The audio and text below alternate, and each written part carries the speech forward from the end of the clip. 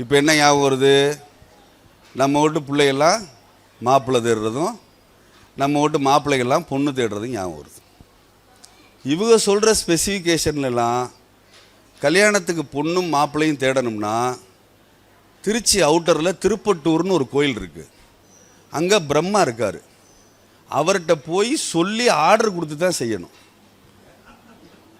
Order கொடுத்து செஞ்சாலும் அது நேராக மணப்பெண்ணாவோ மணமகனாவோ பிறக்காது.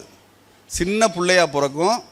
அதுக்கு டயப்பர் வாங்கி அதுக்கு ஒரு 2-3 லட்ச ரூபா செலவு பண்ணி படிக்க வைக்கிறதுக்கு ஒரு 2-3 பத்திரத்தை விற்று அதுக்கப்புறம் வளர்த்து கல்யாணம் பண்ணிக்கணும்.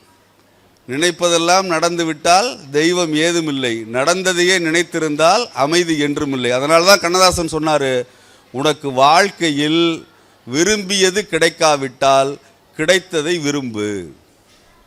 கிடைச்சதை விரும்பலைன்னா வாழ்க்கை நரகமாயிரும். அதனால் நம்ம டைமென்ஷன் ஸ்பெசிஃபிகேஷன்லாம் சொல்கிறத நம்ம சமூகத்தில் விட்டுட்டு நம்மளுக்கு வாய்ச்சது இதுதான்.